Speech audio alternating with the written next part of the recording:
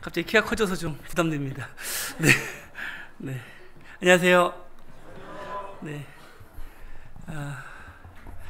의정부께서 교제하고 있는 장지명 형제입니다. 네. 의정부 권역 교사 수련을 통해서 이렇게 만나 뵙게 돼서 감사합니다. 작년 12월에 안산에서 의정부로 발령을 받고 의정부에서 교제하게 됐습니다.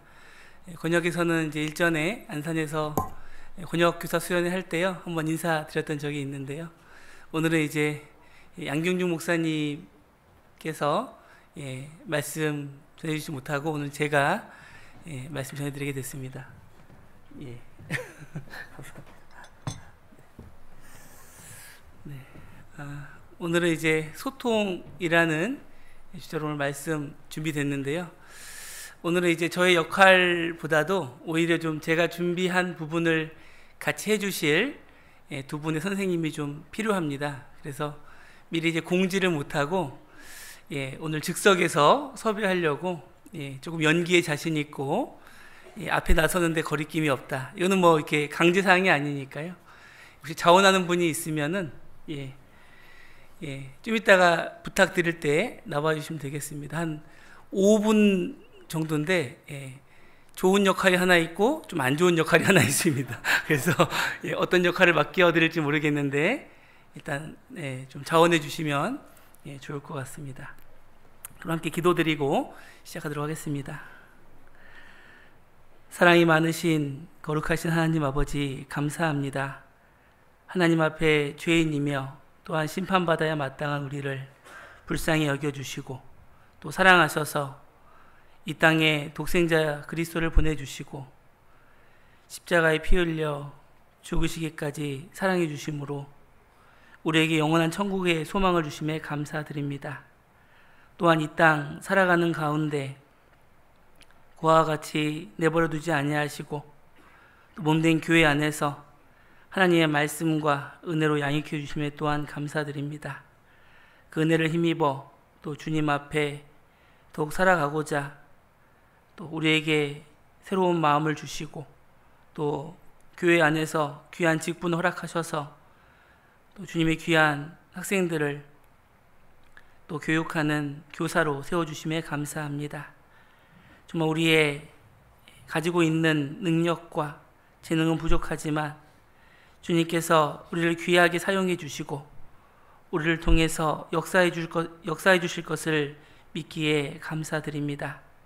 끝까지 주님의 일에 또 충성되고 잠잠히 자신의 자리를 굳건히 지키는 저희들 될 수 있도록 도와주시옵소서.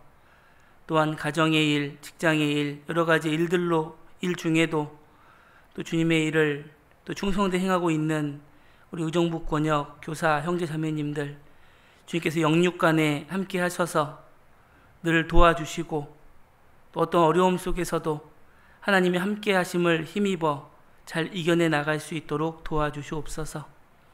또 오늘 궂은 날씨에 오가는 발걸음 지켜주시고 아무런 사고 없도록 함께 해주시기를 원합니다. 이 모든 것 우리를 언제나 사랑하시는 예수님의 이름으로 감사하며 기도드렸습니다. 아멘.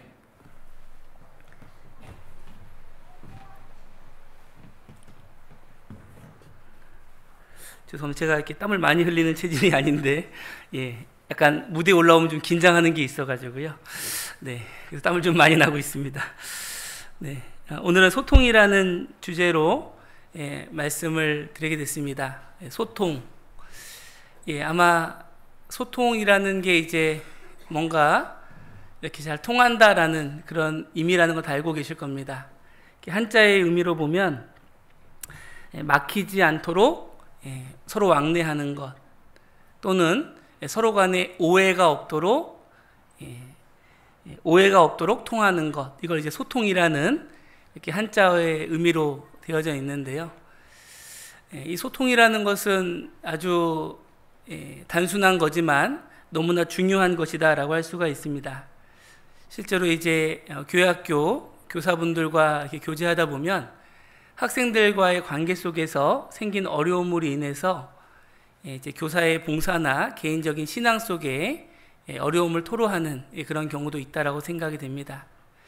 또 이거는 뭐 교사로서의 위치에서만 있는 것이 아니죠. 우리가 가정에서 또 부모와 자녀 간에 또는 부부 간에 소통이 되지 않는다면 가정생활 역시 되기가 어려울 겁니다. 또 일반의 사회생활, 또 교회 안에서 신앙생활도 소통이라는 것은 너무나 중요한 것이다라고 할 수가 있습니다.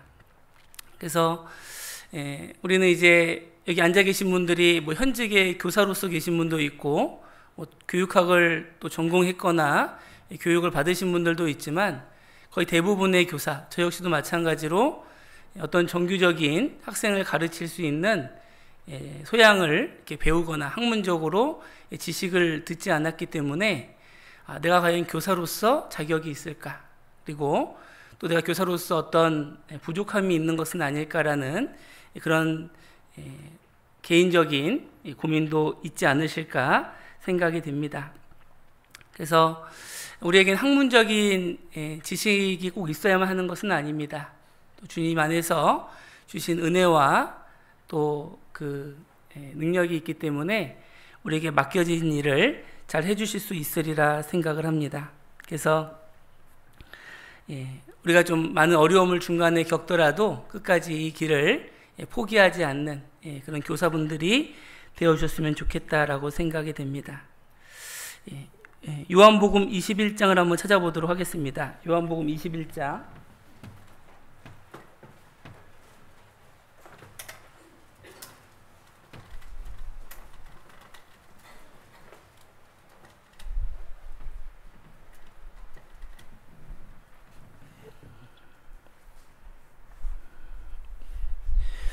요한복음 21장 15절. 저희가 조밥 먹은 후에 예수께서 시몬 베드로에게 이르시되 요한의 아들 시몬아 내가 이 사람들보다 나를 더 사랑하느냐 하시니 가로되 주여 그러하외다. 내가 주를 사랑하는 줄 주께서 아시나이다. 가라사대 내 어린 양을 먹이라 하시고 또 두 번째 가라사대 요한의 아들 시몬아 내가 나를 사랑하느냐 하시니 가로되 주여 그러하외다. 내가 주를 사랑하는 줄 주께서 아시나이다. 가라사대 내 양을 치라 하시고 세 번째 가라사대 요한의 아들 시몬아 내가 나를 사랑하느냐 하시니 주께서 세 번째 나를 사랑하느냐 하심으로 베드로가 근심하여 가로되 주여 모든 것을 아시오매 내가 주를 사랑하는 줄을 주께서 아시나이다. 예수께서 가라사대 내 양을 먹이라. 내가 진실로 진실로 내게 이르노니 젊어서는 내가 스스로 띠띠고 원하는 곳으로 다녔거니와 늙어서는 내 팔을 벌리리니 남이 내게 띠띠우고 원치 아니하는 곳으로 데려가리라. 19절 말씀 같이 읽어보도록 하겠습니다. 이 말씀을 하심은 베드로가 어떠한 죽음으로 하나님께 영광을 돌릴 것을 가르치심이러라. 이 말씀을 하시고 베드로에게 이르시되 나를 따르라 하시니. 예수님께서 자신을 부인하고 또 이제 갈릴리 바닷가에서 물고기를 잡고 있던 베드로에게 하신 말씀의 내용입니다. 예수님은 참 훌륭한 대화를 하신 모델로 우리가 삼을 수가 있는데요. 만약에 예수님께서 베드로를 만나서 첫 말씀이 너 그때 왜 그랬어? 라고 이렇게 만약에 이야기했다면 베드로가 큰 상심이 됐겠죠. 안 그래도 예수님을 부인한 사실로 인해서 이렇게 낙담돼 있고 어떤 스스로의 문제에 빠져 있을 텐데 그 문제에 대해서 예수님께서 직접 언급했다면 아마 베드로는 역시 난 안 되는 사람이야 라고 금방 포기해버렸을지 모릅니다. 그런데 예수님께서는 베드로에게 내가 나를 사랑하느냐 라고 물으셨고 제일 끝에 하신 말씀은 나를 따르라 라고 말씀하고 있습니다. 그래서 예수님께서는 실패한 베드로 또 부족했던 베드로에게도 따르라 하셨듯이 비록 우리가 많은 약점이 있고 또 우리에게 또 많이 보완해야 될 여러 가지 문제점이 있을지라도 또 그 모든 것을 용납하시고 또 그 가운데 우리를 따르라라고 말씀해 주신다라고 생각이 됩니다. 그래서 비록 뭐 오늘이라도 아마 오늘 하루 중이라도 교사분들 간에 때로는 교회 안에서 뭐 또 학생과의 어떤 문제가 혹 있었을 수 있습니다. 그래서 그래 내가 올해까지만 한다. 내년에 내가 기필코 다른 봉사로 옮긴다라고 이제 마음이 혹 생기셨을 수도 있죠. 그러나 예수님께서는 우리가 자주 실패할지라도 그런 우리에게 이제 그만해라, 포기해라, 안 된다라는 말 대신에 나를 따르라라고 말씀하고 있습니다. 그래서 부족하지만 연약하지만 우리가 예수님을 따라가는 가운데 또 우리도 베드로처럼 또 다른 사도들처럼 점점 온전케 되어지리라 생각을 합니다. 그런데 오늘날 우리가 이렇게 학생들을 교육하는 데 있어서 많은 소통의 애로점, 어려움을 겪는 이유가 무엇일까 이렇게 생각해 보면 이제 책에서는 이제 3가지 정도로 그 이유를 설명하고 있습니다. 먼저는 시대가 달라졌기 때문입니다. 여기 앉아 계신 교사분들, 물론 이제 20대 이런 교사분들도 계시겠지만 평균의 우리 교사분들의 부모님 세대를 생각해 보면 그분들은 의식주를 걱정해야 됐던 시대였습니다. 그러다 보니까 자연스럽게 그런 어려움들을 보고 자라왔던 우리 교사분들로서는 뭐 부모님에게 반항을 하거나 또는 무엇인가 요구하는 그런 것들이 당연히 적을 수밖에 없었던 그런 시대였습니다. 오늘날 우리 학생들은 의식주의 문제를 고민하는 시대가 아니죠. 먹을 거, 뭐 입을 거 이런 걸 고민하지 않습니다. 오히려 즐기고 더 소유하고 더 풍성한 것을 고민하는 시대이기 때문에 이 세상을 바라보는 관점, 인생의 관점이 다르다라는 겁니다. 그리고 또 한 가지는 관계의 변화입니다.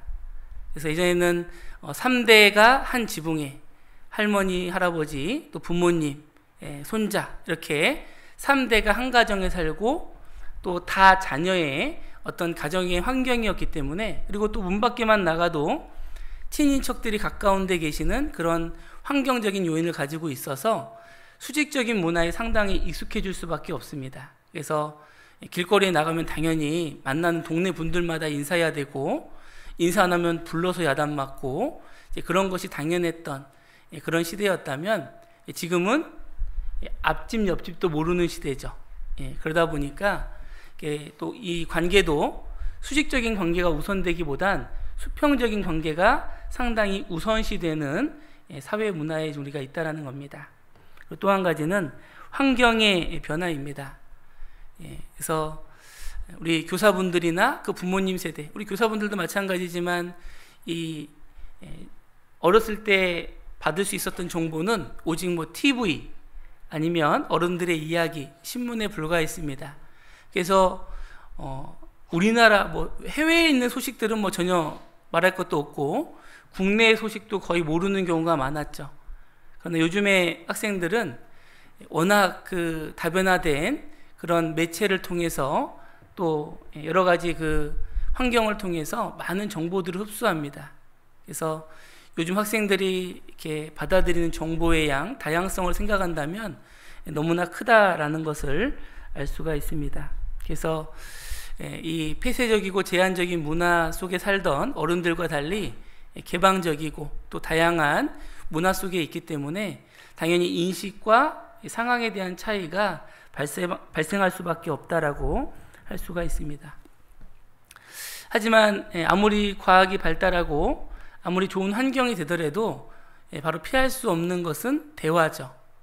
그래서 사람과 사람과의 관계 속에서 대화가 사라져 버린다면 그로 인해서 2차, 3차 더 많은 문제점들이 발생하게 된다라고 할 수가 있습니다. 그래서 이 대화는 너무나 중요하다라고 할 수가 있는데요. 간혹 이제 우리가 이제 비교해서 설명드려보면은 신혼부부 때는 뭐 2시간을 통화해도 연애할 때나 신혼부부 때는 2시간을 통화해도 시간이 늘 부족하다고 느끼잖아요. 그죠? 다들 공감을 전혀 못 하시는 내용을 예. 근데 이제 중년이 되거나 이제 부부 관계가 소원해지면 5분만 얘기해도 길게 느껴진다라는 그런 이야기를 들을 때가 있습니다. 그러니까 그만큼 이제 서로의 대화의 기술이나 대화의 과정들이 원활치 못하다라는 거죠. 또 뭐 직접적인 예로 생각해 보면 내가 대화가 잘 되는, 소통이 잘 되는 사람과 있으면 뭐 오랜 시간을 있어도 마음이 편안하고 오히려 더 같이 있고 싶은 마음이 들지만, 소통이 잘 안 되는, 대화가 잘 되지 않는 사람과 함께 있을 땐 어떨까요? 짧은 시간도 불편하게 느껴질 겁니다. 그래서 이 소통은 너무나 중요하다라고 할 수가 있는데요. 잠언 15장을 찾아보겠습니다. 잠언 15장.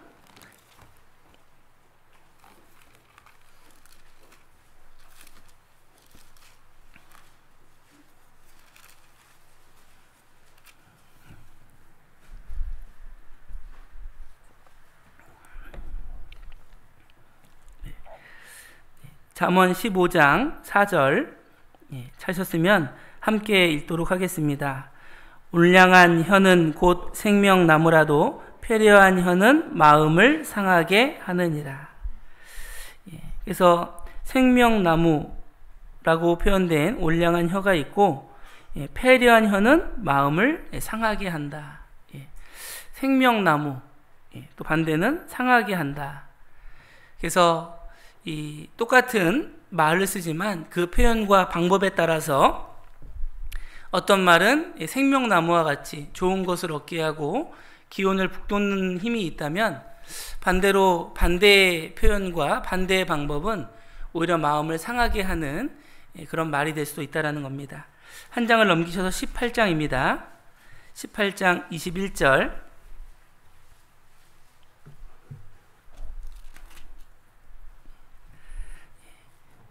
18장 21절 함께 읽도록 하겠습니다. 죽고 사는 것이 혀의 권세에 달렸나니 혀를 쓰기 좋아하는 자는 그 열매를 먹으리라.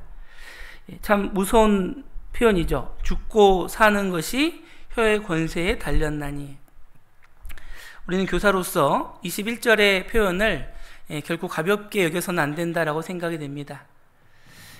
학생들 가운데 어떤 부모님의 말로 상처받는 이들도 있겠지만, 또 교사나 또는 교회 어떤 어른들의 말에 의한 상처로서 교회를 떠나기도 하고 교회에 대한 적대감과 안 좋은 감정들을 가지게 되는 경우도 있다라고 생각이 됩니다.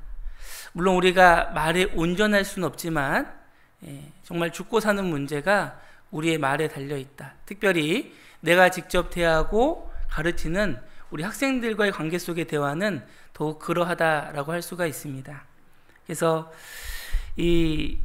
우리가 어떠한 말을 하느냐에 따라서 한 사람의 마음과 또 인격이 좋은 방향, 살아나는 방향으로 갈 수 있는 방면에, 또 한편으로는 인격이 무너지고 마음이 무너지는 쪽으로도 갈 수 있다라는 부분을 꼭 생각해 봐야 될 것 같습니다. 그러나 이제 그 말은 이제 말에 대해서 뭐 굳이 연습해야 되냐, 그냥 내가 뭐 이렇게 욕 안 하고 막 이렇게 험악한 말 안 하면 되지 않냐라고 생각하시는 분들도 있을 수 있고, 그냥 말이야 그냥 하면 되는 거지 굳이 어떤 기준과 훈련이 필요한가라고 이제 생각할 수 있습니다. 그러나 이제 이 좋은 말이라는 것은 마치 좋은 기술과도 같아서 이거를 얼마나 연습하고 또 얼마나 준비하냐에 따라서 그 결과물은 다르게 나타날 수밖에 없다는 겁니다. 우리가 TV에서 보는 유명한 축구선수, 야구선수, 그들이 세계 최고의 정상의 자리에 올랐다고 해서 그들이 훈련을 중단하거나 자신의 새로운 기술을 연마하는 것을 중단하지 않습니다. 끊임없이 그것을 개발하고 반복하는 가운데서 자신의 그 실력을 유지하고 더 향상시켜 나간다는 것을 알 수가 있습니다. 그래서 우리가 얼마나 이 좋은 말, 좋은 표현, 좋은 방향으로 대화를 이끌어갔냐에 따라서 우리 학생들을 정말 훌륭한 예술작품으로 만들기도 하고, 아니면 그냥 고철과 같이 만들어 버릴 수도 있다라는 표현을 어떤 책에서는 표현하고 있습니다. 그래서 우리가 우리 학생들을 정말 더욱 아름답고 또 훌륭한 그런 모습으로 만드는 데 있어서 우리의 말, 우리의 표현들이 사용될 수 있다는 것을 생각해 보셨으면 좋겠습니다. 그래서 우리가 이제 요즘에 한참 뭐 유치원의 어떤 문제들이 이제 사회에 이슈가 되고 있는데요. 우리가 아이들에게 그 식사를 제공할 때 그냥 뭐 어른들이 먹듯이 뭐 원장님이나 조리하시는 분이 내 입맛에 먹고 싶은 대로 또 내 막 간에 맞는 대로 막 짜게 하고 맵게 하고 자극적인 걸 해서 어린아이들에게 주고 있다. 우리 아이들에게 그런 걸 주고 있다라고 하면 어떨까요? 이게 우리 어떻게 아이들에게 이렇게 어른들이 먹는 음식을 그냥 줄 수 있냐고 아마 부모님들은 항의할 겁니다. 마찬가지로 우리 교사분들도 내가 원래 쓰는 말, 또 내가 가지고 있는 기준과 성향의 말들을 여과 없이 훈련 없이 내보낸다면 마치 어린아이들에게 강한 자극의 음식을 또 아이들이 먹어서는 안 되는 음식을 주는 것과 같은 그런 상태가 될 수도 있다고 생각이 됩니다. 그래서 올바른 대화를 통해서 아이들의 인격을 이렇게 올바른 방향으로 이끌어가는 게 필요합니다. 그래서 이제 이후 시간부터는 대화의 중요한 원칙이라는 주제로 이제 말씀을 드리려고 합니다. 그래서 이 원칙들을 이제 대화를 하는 기준들로 삼아서 대화해 주시는 게 좀 필요하다라고 생각이 되는데요. 제가 집에서 아무리 혼자 연습해도 개인적인 역량이 있어서 아까 시작할 때 말씀드렸던 두 분의 교사분을 좀 모셔볼까 합니다. 혹시 마음에 혹시 자원하는 마음이 되신 분이 있으신가요? 역시 없으시군요. 충분히 예상은 했지만 정말 없으시니까 엄청 당황합니다. 그래서 혹시 나와주실 분 안 계시나요? 좀 제가 연기에 자신이 없더라도 그냥 이렇게 나와서 대본은 준비되어 있습니다. 제가 또 그런 준비는 철저하게 해가지고요. 대본은 읽기만 하면 됩니다. 그래서 심지어 제가 여기 써놨습니다. 환한 말투로 언성을 높이며 비웃듯이. 그러니까 전혀 부담 없이 한글을 익히신 분이라면 편하게 나오실 수 있습니다. 자, 두 분을 모시겠습니다. 시간이 제한된 만큼 우리 뒤에서 한 어린 학생이 손을 들었는데 너무 어린 관계로 죄송합니다. 네.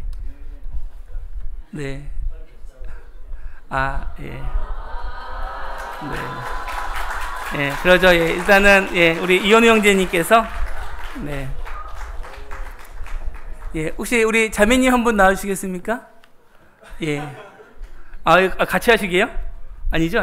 우리 자매님도 한 분 나와주시죠. 우리 그러면은 여기 양주교회에서 한 분 나오시면 좋겠습니다. 두 분입니다, 두 분. 이현우 형제님 나오시고요. 양주교회 자매님 한 분.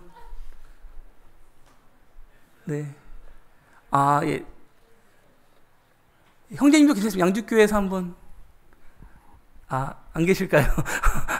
너무 갑작스럽게 부탁을 드려서 좀 자신이 없으시군요.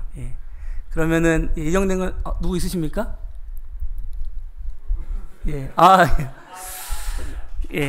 나오시죠.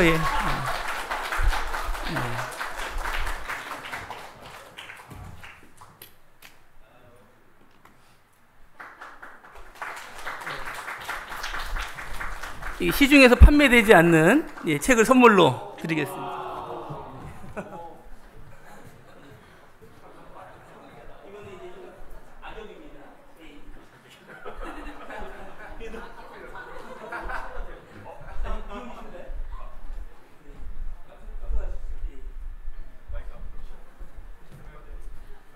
이쪽입니다. 이쪽에 가운데.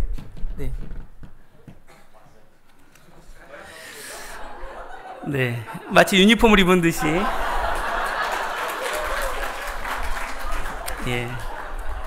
모 회사의 광고 모델 같습니다.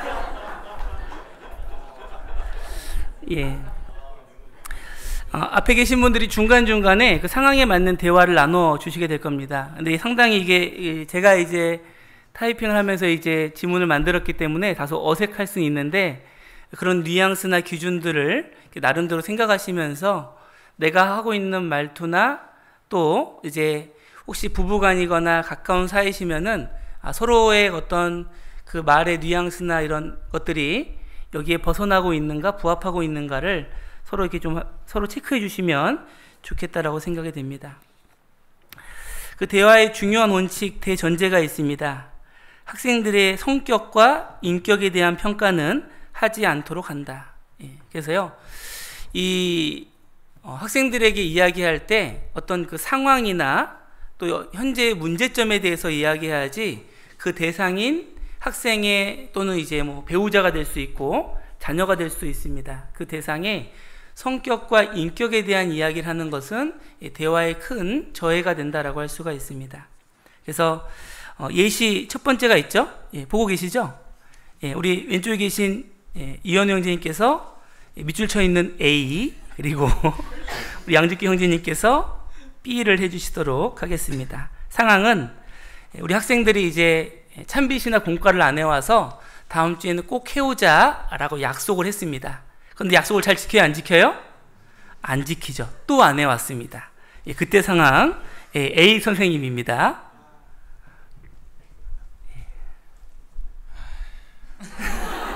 원래 캐릭터가 이런 캐릭터가 아닙니다. 원래 좋은 캐릭터입니다. 우리 선생님은. 상황상 어쩔 수 없이. 야. 너는 맨날 해온다고 하면서 해오지도 않고 진짜 무책임하다. 이게 A입니다. B. 이번 주에는 약속을 못 지켰으니 다음 주에는 꼭 약속을 지키도록 하렴. 진짜 어울리는 톤으로 감사합니다. 아주 제가 딱 생각한 대로 해주셨습니다. 네. 그렇죠. 그래서 지금 똑같은 상황이죠. 그런데 결과는 다르게 나타나겠죠. 분명히 이 학생은 안 해왔기 때문에 또 다음 주에도 해올까 안 해올까, 물론 그러나 이제 확실한 것은 A 선생님처럼 말하면 절대 안 해온다는 겁니다. 그러나 B처럼 이야기하면 자신이 안 한 상황에 대해서, 자신이 지키지 못한 상황에 대해서 스스로 반성할 수 있는 기회를 준다라는 거죠. 그래서 이 이제 앞으로 보시게 된 A 선생님은 이렇게 표현할 수 있습니다. 불안감과 분노를 일으키는 형, 문제 야기형, 이렇게 되겠죠. 그에 비해서 이제 B형의 교사는 염려와 배려의 모습으로 문제 해결을 지향하는 교사의 모습으로 생각해 볼 수가 있습니다. 우리 이제 아이들이 특히 유초등부 같은 경우에 뭐 수업 시간에 물 갖고 오지 마라, 말씀 시간에 음료 갖고 오지 마라 해도 어때요? 갖고 와서 홀짝홀짝 마시는 경우가 있습니다. 근데 그때 이제 분반 수업을 하거나 뭔가 활동을 할 때 하지 말라는 행동을 했을 때 함으로써 이제 어떤 문제를 일으키기로 하죠. 그래서 이번 상황은 이제 물이나 음료를 쏟았을 때입니다. A 선생님. 넌 왜 이렇게 부주의하냐? 꼭 엎지를 것 같더라. 정말 화가 나신 것 같습니다. B 선생님. 물이 쏟아졌구나. 어서 걸레를 가져와. 네. 여기 이렇게 써져있네. 근데 이게 실제로 아이들에게 그렇습니다. 이제 우리 집안에서도 애들이 물 엎지르면은 많은 부모님들이 제일 먼저 하는 말이 뭐죠? 으이그라는 말입니다. 으이그, 그럴 줄 알았어 하면서 이제 쥐어받기부터 시작을 하죠. 그런데 그건 뭐 아이에게 전혀 다음에 내가 행동을 조심해야겠다라는 그런 의도를 심어주지 못하게 됩니다. 그러나 이제 방금 B 선생님과 같이 물이 쏟아졌다는 현상, 어떤 문제가 발생했던 현상과 거기에 대한 대처법을 알려주면 그 문제를 해결할 수 있을 뿐 아니라 자신의 행동으로 어떤 문제가, 어떤 결과가 나왔는지까지 스스로 생각할 수 있는 기회를 준다라는 거죠. 다음 예시는 이제 암송 대회를 앞두고 암송을 하지 않았을 때입니다. 근데 이제 곧 암송 대회를 해야 되는데 암송을 하나도 안 하고 와서는 암송했니? 물어보면 뭐라 그래요? 암송이 잘 안 돼요. 막 이렇게 또 이제 건성건성 대답합니다. 그때 A 선생님. 집중을 하면서 해야지. 맨날 그렇게 핸드폰 보고 이야기하는데 암송이 되겠어? 아이돌 노래는 잘만 외우면서. B 선생님. 그래? 너도 하려고 노력했을 텐데 그럼 남은 시간에 조금 짧은 것부터 같이 해볼까? 되게 아주 그냥 모범적인 예시 같지만 실제로는 이제 이게 일상적으로 쓸 수 있는 내용입니다. 그래서 그 아이가 했던 노력이나 이런 것들을 무시하지 않으면서 그 아이의 인격에는 손을 대지 않았죠. 예. 근데 이 A 선생님은 어떤 상황에 대한 초점보다는 그 아이의 인격에 대해서 비난하는 것들이 좀 강하게 나타나게 됩니다. 근데 우리가 거의 이제 어떤 아이들과의 대화 또는 부모 자녀 간의 대화, 부부 간의 대화를 보면 거의 비난의 말들이 섞여 있다라는 거죠. 그래서 이 비난의 말들을 제거하는 것이 대화의 가장 중요한 원칙이다라고 할 수가 있습니다. 그래서 이제 기준들을 좀 몇 가지 말씀을 드리면, 첫 번째는 분노를 올바른 방법으로 표현하라. 교사는 화가 나서는 안 된다. 맞는 말일까요? 틀린 말일까요? 화가 나서는 안 된다. O일까요? X일까요? 화가 그럼 나도 될까요? 안 돼요? 예, 뭐 양분이 됩니다. 예. 교사는 화를 내서는 안 된다. 예, 물론 그것도 맞는 말이긴 하지만 정확한 표현은 화를 잘 표현하는 것이 필요합니다. 예, 아이들을 보면 분노가 올라와요, 안 올라와요? 예, 올라올 때가 있죠. 예, 그러나 그 분노를 여과 없이 내보내면은 정말 많은 상처를 받게 됩니다. 그래서 그 분노를 잘 표현하는 것도 대화의 방법 중에 하나입니다. 그래서 당연히 화낼 상황이 됐는데 전혀 화를 내지 않는 것도 문제고, 화가 날 수밖에 없는 상황이 됐다고 아무런 여과 없이 화를 내는 것도 역시 문제가 됩니다. 그래서 화를 내되 주의할 것은 상대방의 모욕을 주지 않고 비난과 비아냥거리지 않도록 주의해야 된다는 겁니다. 그래서 이 나 전달법이라고 들어보셨을 텐데요. 화난 감정을 표현하는 방법이 나 기분이 매우 불쾌해. 나 정말 화가 났어. 내가 무척 속상해. 너 때문에 내가 많이 놀랐어. 이제 나의 감정을 표현함으로써 지금 교사의 상태를 학생들에게 전달하는 방법이 됩니다. 그래서 예시문으로 공과 시간에 대해서 이제 수업하자, 공과하자, 모여라 했는데 애들이 계속 딴짓하고 있고 뛰어다니고 도무지 수업에 집중할 상황이 안 되고 있다는 겁니다. 그때 A 선생님, 수업 할 거야 안 할 거야? 말 안 들을 거면 너희 마음대로 해. B 선생님, 여러 번 말했는데도 말을 안 들으면 너희들이 선생님을 무시하는 것 같아서 무척 화가 난단다. 주로 이제 이런 표현들은 좀 이제 너무 민망해 하시지 마셔도 됩니다. 이런 표현들은 이제 좀 저학년일수록 이제 초등학교, 이제 중고등부 학생들에게는 좀 먹히지 않는 표현일 수 있지만, 유초등부 학생들에게는 이런 단호한 어조의 표현들, 선생님에 대한 감정의 표현들이 유용하다라고 할 수가 있습니다. 마찬가지로 이제 학생들은 그런 과정을 통해서 자신의 분노나 화를 이렇게 표현하는 방법을 배우게 됩니다. 그래서 일례로 이제 제가 예전에 그 안산에 있을 때 어떤 학생들에게 좀 폭력적인 성향이 강했는데요. 그 학생은 화가 나면 일단 주먹이 먼저 나갑니다. 그래서 늘 학생들을 때리고 이렇게 학생들을 올리는 애가 있었는데, 그에게 이제 계속 교육했던 것이 말로 화를 먼저 표현하자는 거였죠. 그래서 내가 속상하고 화가 나고 막 이렇게 어떤 그런 감정들을 표현하는 연습을 시켰더니 그런 폭력성이 좀 반비례하는 경향을 보였습니다. 그래서 혹 우리 이제 자녀들 또는 이제 우리 학생들 가운데도 말보다 주먹이 앞서는 학생들이 있다면 그런 감정의 표현들을 도와주는 역할들이 필요하리라 생각이 됩니다. 또 이런 경우가 있겠죠. 이제 좀 이제 어린 학생들 경우에 좀 의미 없이 큰 돌을 막 이렇게 던진다든가, 아니면 선생님들이 보기에 너무 위험한 행동을, 요즘에 제가 오늘도 교회 로비에서 이제 어떤 큰 학생이 작은 학생들 막 이렇게 목을 조르는 그런 이렇게 모습을 봤는데, 이제 그런 행동을 보게 되면 우리 교사분들은 놀라잖아요, 그죠? 이제 그럴 경우가 있습니다. 위험한 행동을 직접 목격했을 때 A 선생님입니다. 너 친구 죽이려고 작정했어? 정신이 있는 거야? 너 왜 그렇게 잔인해? B 선생님, 그렇게 큰 돌을 던지다니 선생님은 너무 놀라고 화가 나. 이렇게 큰 돌을 맞으면 많이 다치게 될 거야. 이런 장난을 해서는 안 돼. 그래서 이제 계속된 그 내용이지만 상황에 대한 인식을 정확히 심어주는 것이 필요하다라는 겁니다. 또 이제 교실을 정리하거나 어떤 활동들이 있을 때 거기에 참여를 거부한 학생들이 있을 수 있잖아요. 그래서 이거 빨리 같이 정리하자, 뭐 이렇게 분반 책상을 정리한다든가 이렇게 청소할 때 싫어요, 선생님은 하세요, 이렇게 간혹 말하는 학생들이 있습니다. 그때 갑자기 화가 올라오고 주먹이 날아갈 것 같은 그런 충동을 받을 수 있잖아요. 그때 우리가 할 수 있는 표현입니다. A 선생님, 너는 왜 어지르기만 하고 치우지는 않고 정말 네 멋대로구나. 그래, 나중에 보자. 너는 간식 먹을 자격이 없어. B 선생님, 같이 사용했으니 정리도 같이 해야지.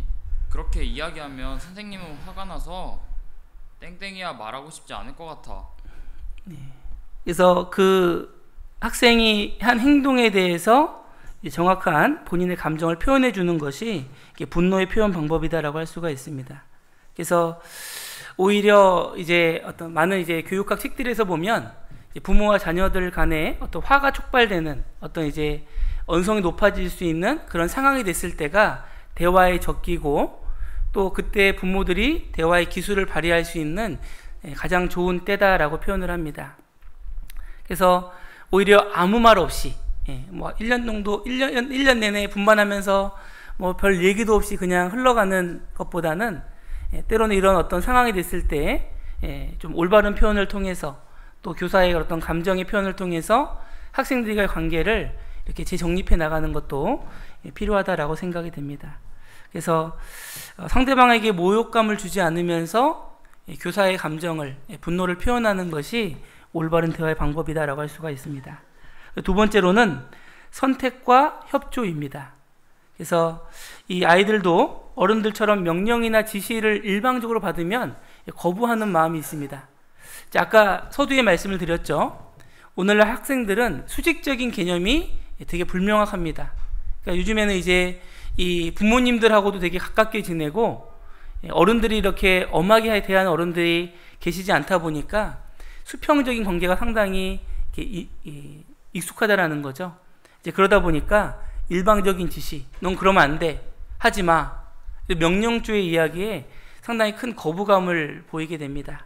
그래서 이제 교사로서의 권위를 가지고 학생들에게 선택할 수 있는 기회와 협조를 구하는 것이 좋은 대화의 방법이다라고 할 수가 있습니다. 그래서 하지 마, 가만히 있어, 우리가 보통 많이 쓰는 표현이죠. 그런데 이걸 좀 더 완화시킨다면 잠시 기다려 줄래? 또는 잠시 생각할 수 있도록 기다려주면 좋겠어. 이런 완곡한 표현들, 상대방을 존중하는 표현들을 통해서 이제 그 아이들의 협조를 이끌어낼 수 있게 됩니다. 또 한 가지는 받아들임과 인정이라는 겁니다. 그래서 우리 그 학생들이 말하는 그 내용에 대해서 즉각 반박을 하거나 옳고 그름의 사실성을 따지려 하는 것은 대화에 별로 도움이 되지 않습니다. 그래서 우리 중고등부 학생들을 자녀로 두고 있는 우리 부모님들과 얘기해 보면 아이들과 얘기해서 10분을 못 넘기고 싸운다라는 이야기를 많이 하십니다. 이제 그 이유 중에 하나를 들어보면 자녀들이 하는 이야기에 부모님들이 즉각적으로 반박을 하는 거죠. 그리고 사실관계를 옳고 그름을 따지다 보니까 정말 중요한 데는 하지 못하고 서두에 싸움이 나서 끝나는 경우, 됐어, 말 안 해, 이러면서 이제 들어가 버리고 넌 왜 그래, 이러면서 끝나는 경우가 거의 일반적이다라고 생각이 됩니다. 그래서 그 상대방이 어떠한 이야기를 했을 때 그거를 받아주는 것이 대화의 지속성을 위해서, 또 상대방이 내게 대화의 마음의 문을 열 수 있는 그런 방법이 될 수 있습니다. 유치부 같은 경우 이런 경우죠. 유치부 어린아이가 이야기합니다. 선생님, 오다가 버스보다 더 큰 사람을 봤어요. 이렇게 얘기를 했을 때 A 선생님, 야, 거짓말하지 마.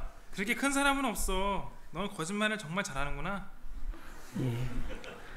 그럼 이제 더 이상 아이는 어떠한 말도 할 수가 없죠. B 선생님, 그래? 얼마나 컸는데 무섭게 보이진 않았고? 그러니까 이제 그 본 상황에 대해서 네가 봤다고 하니까 그걸 인정해 주는 거죠. 그럼으로써 대화를 더 지속해 나갈 수가 있는 계기가 된다라는 겁니다.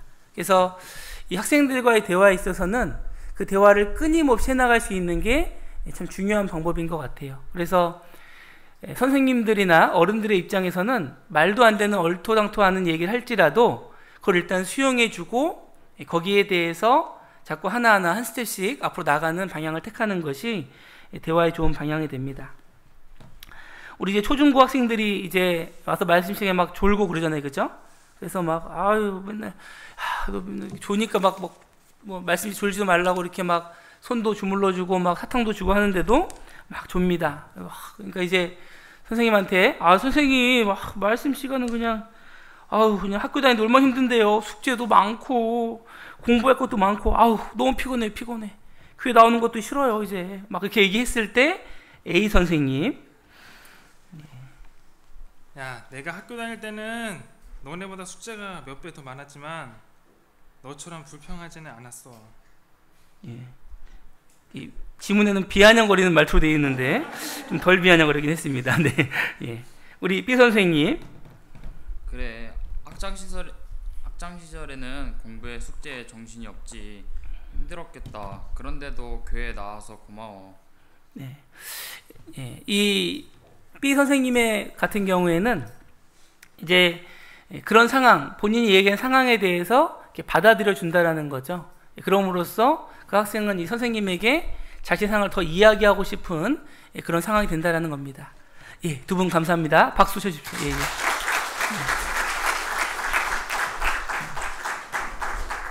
그래서 그런 받아들임과 인정의 과정을 통해서 대화하게 나갈 때 그 대화가 지속될 수 있다라는 거고요.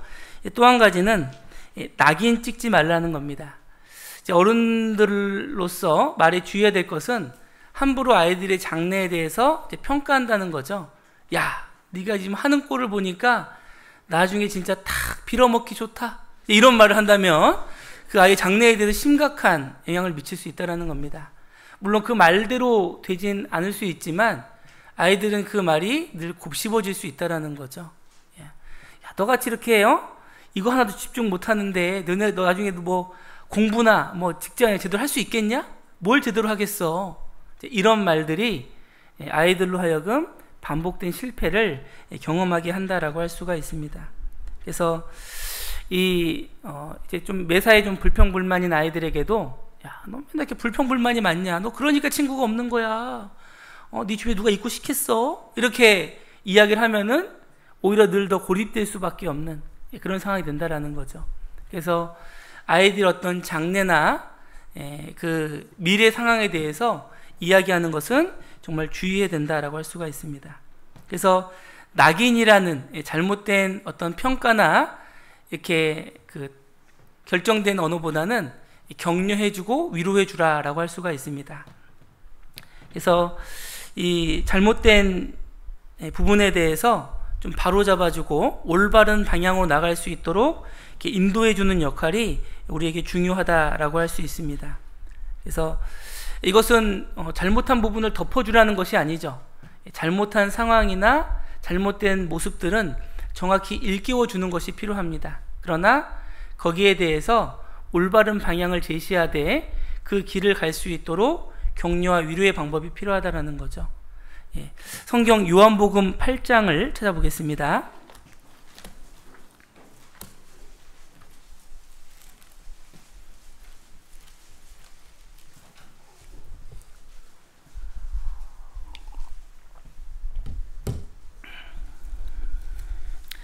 요한복음 8장 10절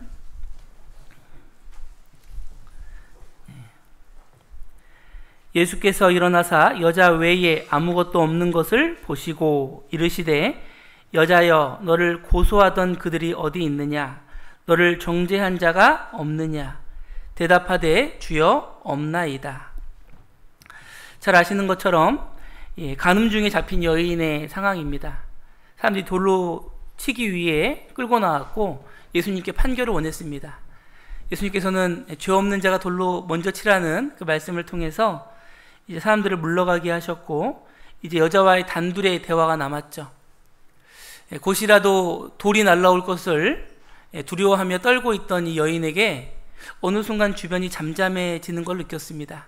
그리고 고개를 들어보니 예수님만 앞에 계시고 아무도 남아있지 않는 상황이 됐죠. 그때 예수님께서 이 여인에게 하신 말씀이 11절입니다. 예수께서 가라사대 나도 너를 정죄치 아니하노니 가서 다시는 죄를 범치 말라 하시니라.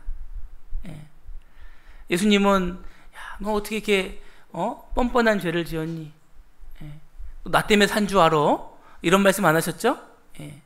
그 잘못은 단호하기 시작하셨습니다. 당연히 정죄받을 죄지만 그러나 이번에 네가 용서받았다면 가서 다시는 죄를 범치 말라.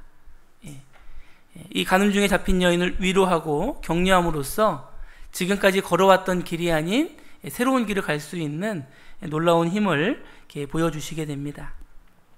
그래서 정말 이렇게 우리가 쉽게 쓰는 표현 가운데 정죄하고 낙인 찍고 비난하는 그런 일상의 표현들이 있는데요. 그런 부분들이 아니라 정말 위로와 격려가 필요하다라는 것을 알 수가 있습니다. 그리고 이제 건강을 위해서는 예방 활동이 중요하죠. 그것처럼 이 대화에 있어서도 그 중요한 부분이 질문입니다. 그래서 어떤 상황이 됐을 때 좋은 질문과 나쁜 질문이 있어요. 그래서 나쁜 질문의 몇 가지 예시를 한번 들어보겠습니다. 아이가 이제 말씀 시간이 졸고 있을 때 보통 뭐라고 물어보실까요? 이렇게 물어보죠. 너네 맨날 말씀 시간이 좋냐? 라고 물어보게 됩니다. 이거는 이제 나쁜 예시입니다. 좋은 예시는 뭐가 될까요? 한번 머릿속으로 떠올려 보시죠. 어떻게 내가 이걸 좋게 얘기할 수 있을까? 도무지 생각이 안 나시죠? 좋게 얘기해 보려고 노력을 안 하셨던 것 같습니다. 좋은 예시는 이런 거죠. 어제 저녁에 잠을 잘 못 잤니? 좀 어색할 수 있는데, 그러니까 그 사람이 지금 가지고 있는 상황에 대한 것만 이야기하는 겁니다. 그리고 이제 수업 시간에 이제 막 딴짓하거나 멍하거나 딴 곳을 바라보는 친구한테 너 이렇게 집중을 못해? 뭐하니 너? 이렇게 보통 이제 이야기를 하는데 좋은 질문은 무슨 고민이 있니? 무슨 걱정되는 일이 있니? 이렇게 물어본다라는 거죠. 그리고 이제 애가 어떤 뭐 물건을 떨어뜨리거나 실수했을 때 너 조심성이 없어 라는 말 대신에 다치지는 않았니? 놀라지는 않았니? 이렇게 물어본다라는 거죠. 그래서 그 대상에 대한 중심 또 그 사람의 상황에 대한 중심으로 질문하는 것이 좋은 질문의 예화입니다. 또 한 가지는 비교하지 않기입니다. 동일한 반이 있는데 A 선생님이 수업을 들어갈 때와 B 선생님이 수업을 들어갈 때 전혀 다른 수업의 태도로 보인다. 이유는 무엇일까? 이렇게 살펴봤더니 A 선생님은 학생들에게 비교하는 말을 한다라는 거죠. 그래서 이제 학생들이 이제 그 수업 시간에 집중을 못하고 이렇게 좀 많이 이렇게 어순했을 때 A 선생님은 이렇게 얘기한다라는 거죠. 야, 이 학년 중에서 너네 반이 제일 수업 태도가 안 좋아. 도대체 공부할 생각이 있는 건지 없는 건지 차라리 그냥 저기 그냥 유치원생을 대놓고 수업하는 게 훨씬 낫겠다. 이렇게 말하는 선생님이 계시는 반면에 또 한 선생님은 야, 오늘은 왜 이렇게 수업에 집중을 못했을까? 지난주에 소풍을 다녀와서 그런가? 하여튼 오늘까지는 이렇게 수업에 집중 못했지만 다음 주에는 좀 더 수업에 집중해주면 좋겠어 라고 수업을 마쳤다는 거죠. 그러니까 똑같이 어떤 수업을 마쳤지만 다음 시간을 기대하는 것에는 분명히 차이가 생길 수밖에 없다는 겁니다. 그래서 비난과 비교가 아닌 상대방에 대한 어떤 그 부탁과 그런 내용들이 아이들의 행동을 변화시킬 수 있다라는 겁니다. 그리고 교사로서 이제 중요한 부분 중에 하나가 올바른 칭찬을 하라라는 겁니다. 칭찬을 이제 두 가지 칭찬이 있다고 하는데요. 하나는 건설적인 칭찬, 하나는 파괴적인 칭찬이 있다라는 겁니다. 그래서 이 좀 파괴적인 잘못된 칭찬의 방법은 그 사람을 판결 내리는 어떠한 틀에 딱 그 사람을 가두어 놓는 그 칭찬은 잘못된 칭찬의 방법이다라고 할 수가 있습니다. 그래서 아마 여러 번 교사 교육이나 학부모 교육을 통해서 하지 말아야 될 칭찬으로 들으신 내용이 있죠? 야, 넌 정말 착한 아이구나 라는 그 틀에 아이를 가두지 말라라고 여러 번 우리가 듣게 됩니다. 그래서 어떤 어른들의 틀에 또는 어떤 이제 맞지 않는 틀에다가 아이를 가두는 것은 결코 좋은 칭찬이 아닙니다. 그래서 넌 정말 착한 학생이구나. 넌 정말 훌륭한 아이야. 너는 하나님의 일꾼이야. 뭐 이렇게 너무 과대해서 칭찬을 하게 되면 오히려 그것이 큰 부담감이 된다라는 거죠. 그래서 칭찬의 좋은 방법은 바로 그 아이가 한 일에 대해서 주목하는 겁니다. 그래서 아이가 한 행동 그리고 그로 인해서 내가 느낀 감정을 표현해 주는 것이 훨씬 더 아이들이 느끼는 만족감이 높다라고 할 수가 있습니다. 그래서 네가 정리할 수 있도록 도와줘가지고 선생님이 훨씬 더 편했어. 고마워. 이런 표현이 아이들에게 훨씬 더 필요하다라는 거죠.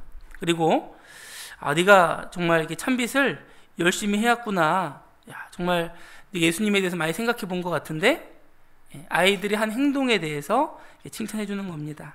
또 이제 친구들과 잘 지내는 모습을 봤을 때는 네가 이렇게 친구들과 잘 지내는 모습 보니까 선생님의 마음이 뿌듯하구나. 그래서 그 아이와 상황에 대해서 집중할 때 올바른 칭찬을 할 수 있게 됩니다. 그러나 이제 칭찬을 하기 위해서 억지로 칭찬을 만들어내면 오히려 독이 될 수도 있다라고 경고하는데요. 아이가 이제 어떤 이렇게 그림을 보였는데 그림을 좀 못 그렸습니다. 선생님 그림이 별로죠? 이렇게 얘기를 했습니다. 어떻게 얘기해야 될까요? 머릿속으로 떠올리고 계시죠? 저만 얘기하는 건 아니죠. 그때 잘못된 칭찬은 이야 너 대단하다 화가야 화가. 애는 이미 자기 그림에 실망했는데 너는 화가야 화가 이렇게 얘기하면은 그게 칭찬이 될까요? 나를 비웃는 거구나 라고 하게 된다는 거죠. 그래서 올바른 표현의 방법은 네가 원하는 그림대로 되진 않은 것 같네 라고 이야기하는 거죠. 그래도 이번에 한번 이렇게 하다가 잘 안 됐으니까 다음번에 할 때는 훨씬 더 낫지 않을까 여지를 주는 거죠. 그래서 어떤 칭찬해야 된다고 해서 무조건 막 실수나 잘못한 것까지 칭찬을 덮을 수는 없다라는 겁니다. 그래서 그 상황을 이해해주고 공감해줄 때 아이들은 그 속에서 내가 지금 또 그래도 이렇게 선생님이 나를 이렇게 알아주고 있구나, 올바로 나를 인식해주고 있구나라는 편안한 감정을 느끼게 됩니다. 제가 이제 이번에 소통이라는 주제를 이렇게 받아서 이제 준비를 하면서요, 책을 몇 권 이렇게 살펴보는데 아마 이제 잘 아시는 책일 겁니다. 이제 게리 체프먼 박사님의 그 사랑의 5가지 언어 들어보셨나요? 아마 거의 집에 한 권씩은 가지고 계시지 않을까 생각이 되는데, 저는 이제 주로 부모님들이 자녀들과 문제가 생기면 꼭 권하는 책이기도 합니다. 그래서 중고등부 자녀들이 있는 분들 경우에는, 또 사춘기 학생들 경우에는 꼭 한 번쯤 읽어보셨으면 하는 책인데요. 이 책이 2000년도에 미국에서 발간이 됩니다. 그리고 이제 그 책의 시작 부분에 이제 내용이 써 있는 걸 제가 읽으면서 깜짝 놀랐습니다. 왜냐면 이제 지금으로부터 2000년이니까 18년 전에 그 미국에서 이제 미국의 상황들을 놓고 쓴 책인데, 지금 오늘날 우리 한국의 상황과 너무나 일치하고 있다는 것에 대해서 너무 깜짝 놀랐습니다. 그 책에 보면은 이런 표현이 있거든요. 이 미디어와 인터넷, 통신의 발달로 인해서 현재 미국의 10대에는 심각한 문제들이 나타나고 있다. 폭력, 살인, 성문제, 동성애 등 이라는 문제가 이렇게 18년 전에 책이 언급이 됐는데, 지금 우리의 오늘날의 시대와 너무나 똑같다라는 거죠. 그래서 그 당시에는 이제 인터넷이 막 보급이 되고 막 활발해지던 아마 시기였으리라 생각이 됩니다. 그리고 케이블 TV나 여러 가지 방송 매체들이 늘어나는 시기였겠죠. 그것이 학생들에게 큰 영향을 주고 있다라는 것을 우려한 내용인데요. 오늘날 우리 시대는 18년 전보다 훨씬 더 통신의 발달이나 문화의 다양성이나 수많은 정보들이 지금 있습니다. 그러다 보니까 그 문제점들이 우리에게 더 크게 다가오고 있죠. 그래서 오늘날 우리 중고등부 학생들 이렇게 상담을 하다 보면 많은 문제 의식이 있습니다. 부모님에 대한 반항감, 또 미움, 그리고 또 이제 편부나 편모 가정, 또는 이제 재혼 가정에서 겪는 갈등과 어려움들, 또는 또 이제 어떤 그 가정에서의 문제로 인한 또 뭐 성의식 왜곡, 또 동성애 이런 문제들에 학생들이 많이 이렇게 노출되어 있다라는 것을 이렇게 보게 됩니다. 그래서 우리가 그런 아이들의 모든 환경과 여건을 모든 걸 다 이렇게 조정해주고 또 보완해줄 수는 없습니다. 그러나 우리가 이제 교사로서 학생들과 또 가까운 거리에서 직접적인 대화, 그들을 직접 위로할 수 있고 그들의 이야기를 들어줄 수 있고 그들을 또 권면하고 옳은 길로 인도할 수 있는 가까운 위치에 있다라고 생각이 됩니다. 그래서 정말 이 교회 밖의 아이들에게는 정말 이 세상이라는 정말 엄청난 그 쓰나미와 같은 그 속에 파묻혀가고 있지만 적어도 우리 아이들만큼은 교회라고 하는 이 방파제 안에서 그 아이들을 지켜나가야 되지 않을까라는 생각을 해보게 됐습니다. 그래서 우리 선생님들이 정말 이 자리에서 현재의 위치에서 자리를 지켜주고 계신 것만으로도 우리 학생들에겐 큰 힘이 되고 위로가 되고 또 학생들을 지킬 수 있는 큰 역할을 하고 계시다라고 생각이 됩니다. 요한복음 1장을 보도록 하겠습니다. 요한복음 1장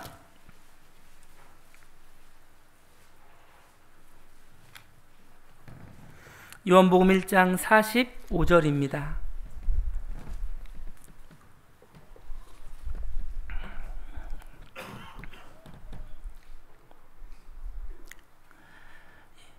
빌립이 나다나엘을 찾아 이르되 모세가 율법에 기록하였고 여러 선지자가 기록한 그 일을 우리가 만났으니 요셉의 아들 나사렛 예수니라. 나다나엘이 가로되 나사렛에서 무슨 선한 것이 날 수 있느냐. 이 나다나엘은 이 메시아를 고대하던 사람이었지만 그는 나사렛에서 날 것이라고 생각하지 않았죠. 근데 빌립이 나사렛 예수가 그이다 라고 이야기하게 됩니다.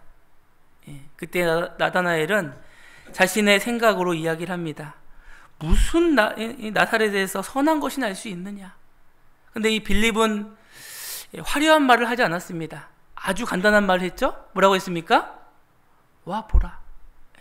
근데 만약에 이 빌립이 정말 좋은 성정이 아니라 안 좋은 성정 가지고 있으면 이렇게 표현됐겠죠. 냅둬. 싫으면 냅둬. 이렇게 했겠죠. 그러면 나다나엘이 갈 수가 없을 겁니다. 또 아니면 하여튼 잘난 체 하기는 그냥 거기 계속 앉아 있어 너는 막 이렇게 가버렸다면 예수님을 만날 기회를 제공하지 못했겠죠. 그러나 이 빌립은 나다나엘의 그런 말에도 정말 이 전하고자 하는 그 마음으로 와 보라 한번 직접 확인해 봐라 라는 정말 지혜로운 말을 통해서 예수님께 인도하는 그런 좋은 대화의 모습을 보여주고 있습니다.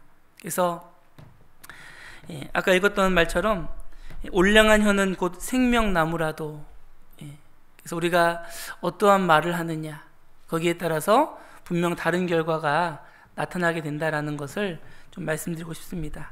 잠언 15장 한 번 더 찾아보겠습니다. 잠언 15장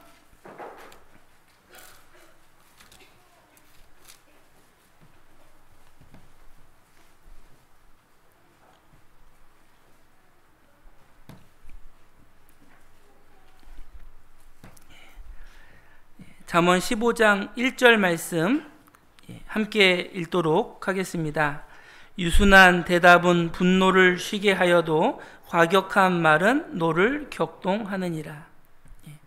그래서 앞서 보여드린 예시의 내용들을 들으면서 야, 너무 현실감 없는 거 아닌가?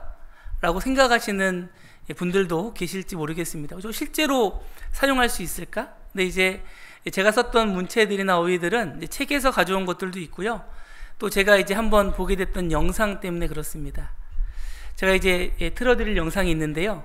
그 영상의 제목이 상위 0.1%의 부모님들은 뭔가 다르단가, 이런 제목을 가지고 있는 영상입니다.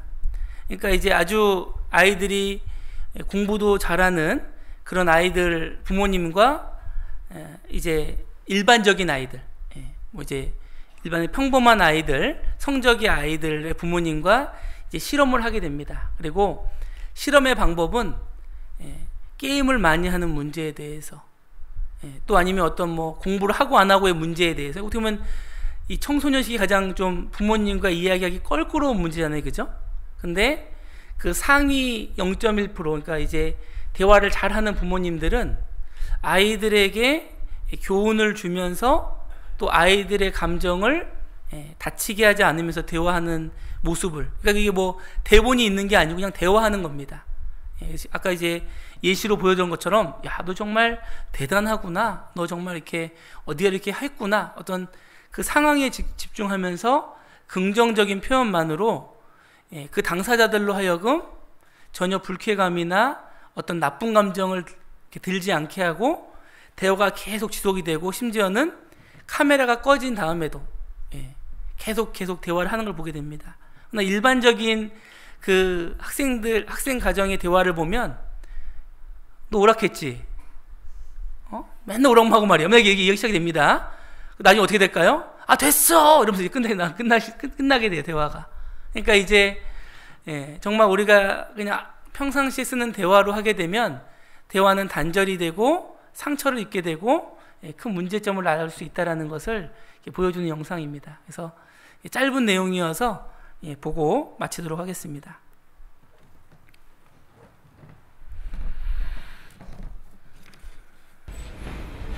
얘기를 하면 어제같이도 밤새서 컴퓨터 하지 않고.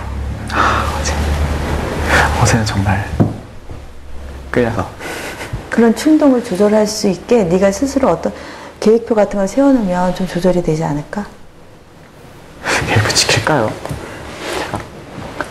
그러게, 너는 나름대로 줄였다고 하는데 엄마가 볼 때는 잘못된 행동만 언급할 뿐 감정적으로 말하지 않습니다. 결과물들이 내 자식들인가? 엄마 얘기하다 보니까 또 부럽네. 그런 무아의 경지, 완전 엔돌핀이 막 팍팍 생기는 그런 일을 한다는데 되게 좋은 것 같아. 하는데 조절하는 것까지 봐주는 걸로 조건이 엄마는 운동하는 거랑 그 건강 챙기는 거야. 됐지? 그 정도면 되겠죠. 다른 아이와 어머니의 대화도 한번 들어볼까요? 여기는 이제 일반 학생들의 그거 하고 대화입니다. 있으면 엄마 그거 모습 보면 좋냐? 응? 나 집에 오면은 솔직히 짜증나. 너 막 그런 거 하면은 게임도 뭐 머리에 들은 게 있어야지 맨날 뭐 응? 그 오락만 하는 게임만 해가지고 뭐 되냐? 응? 머리는 확 비어 있는데 맨날 그 오락만 하고 있어? 응? 네 동생들이 보고 뭘 배우냐고. 컴퓨터는 배우겠죠. 어머니의 비난이 계속되자 결국 아이가 폭발하고 맙니다. 이런 얘기가 나오니까 그 얘기까지 나오는 거지. 알았어. 진짜. 참, 쳐봐봐. 뭐 말하면 너 짜증나요. 0.1% 아이들과 부모의 대화 시간은 많은 편은 아닙니다. 흥미로운 것은 대화의 느낌을 묻는 질문입니다. 편하다, 즐겁다, 유익하다 등 긍정적인 정서가 3배 정도 높았습니다. 부모와의 대화가 어떻길래 이런 결과가 나온 걸까요? 최근 갈등을 빚고 있는 일상적인 문제를 주제로 정한 후 15분간 대화를 나눠보기로 했습니다.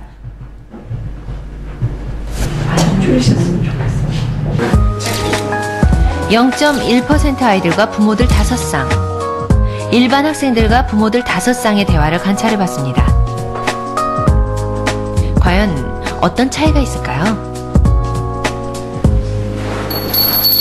먼저 일반 학생과 부모님의 대화입니다. 아침에 조금 더 일찍 일어나서 공부할게요 그래놓고 한 번도 한 적도 없는 것 같고 내 생각에 물론 몇 번 있었겠지만 근데 네가 한 말에 대해서 네가 책임을 못 지니까 나는 그게 더 화가 나는 거야 그게. 엄마가 맨날 그렇게 말하니까 난 엄마한테 내 계획을 말하면 엄마가 또 너 안 할 거지 이렇게 말 것 같아서 아니 내 생각에 엄마는 약속을 제일 화가 난 엄마의 목소리에 표정이 굳어집니다. 그리고 조금 이따 종소리가 나면 시작하시면 되고요. 이번에는 0.1% 지수와 어머니의 대화입니다. 돌았으면 뱀 허물 불듯이 그렇게 그대로 놔놓고 니만 쏙 빠져나가고. 근데 이 말 내 친구 들으면 진짜 깜짝 놀라겠다. 완전 이중인격 사람으로 보겠어. 학교 진짜 잘 치운다니까. 학교에서 분명 갈등은 있지만 분위기는 나쁘지 않습니다. 차례 없을 거 아니야. 항상 의식을 하면서 고치려고 노력을 해볼게. 엄마는 고맙지. 대화 실험이 끝난 후 아이들 표정 한번 볼까요?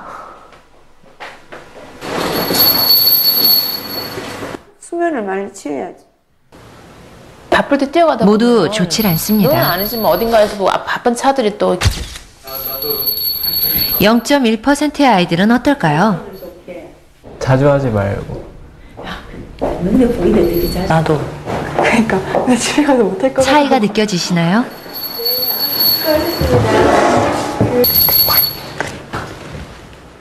끝난 건가요? 네. 일단 뭐 좋죠. 좋은 게 전 이만큼 좋고 어머니 이만큼 좋은 게 문제지만 일단 좋긴 좋죠. 엄마가 계속 저한테 그것만 부탁한다고 하는 거 보니까 아 내가 평소 때 정말 많이 잘못을 했구나. 그냥 잔소리 좀 그만. 이제 아직 잘 모르겠어요. 어떤 걸 잘 모르겠어요. 왜 이리 강조를 하는지 몰라. 서울여대 아동청소년 심리연구소 남은영 교수팀에 대화 분석을 의뢰했습니다. 책 그릴 병원 있어요. 언제가? 미세정서 분석 코칭 시스템은 관심, 수용, 애정, 비난, 경멸, 조롱 등 16가지의 감정을 초단위로 관찰하는 과학적 대화 분석법입니다.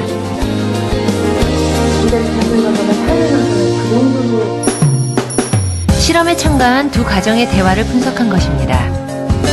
일반 학부모의 경우 비난 40%, 분노 34% 등 부정적인 대화의 비중이 매우 높습니다. 반면 0.1% 아이를 둔 학부모의 경우 수용, 애정, 관심 등 긍정적인 대화가 높게 나타났습니다.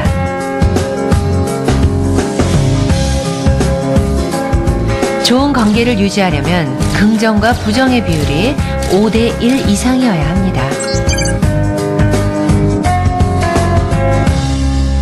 부모-자녀 관계로 대응해서 본다면 이런 방정식이 5대1 정도가 아니라 훨씬 더 긍정적인 대화의 비율이 높게 나타나야 아이들이 상대적으로 느끼는, 대화를 통해서 느끼는 행복감이 유지될 수 있다라고 보겠습니다. 아이들 같은 경우에는 성장 과정 가운데 있기 때문에 긍정적인 칭찬이라든가 격려의 말을 들어야 아이가 자기 스스로 이렇게 자존감이라든가 자기 확신이 더 들 수 있기 때문입니다. 네. 내용들은 이제 아마 앞서 말씀드린 내용들이 이게 잘 영상에 표현되어 있기 때문에 충분히 이해되셨으리라 생각을 하고요. 어쨌든 이제 오늘 좀 시간이 제한되어 있어서 좀 시간 나중에 된다면 이제 감정 코치법에 대해서도 말씀드릴 수 있는 기회가 있을 것 같은데 오늘은 이제 대화법에 대해서만 이야기 드리고 마치도록 하겠습니다. 예, 부장님 나오셔서 이회 일정 진행해 주시겠습니다. 예.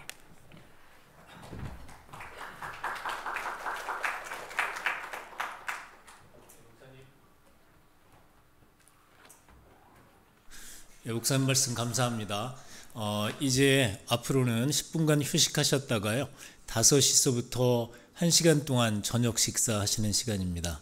저녁 식사 마치시면은 이 자리에 올라오셔서 다시 형제자매님들의 간증을 듣는 시간 시작되겠습니다.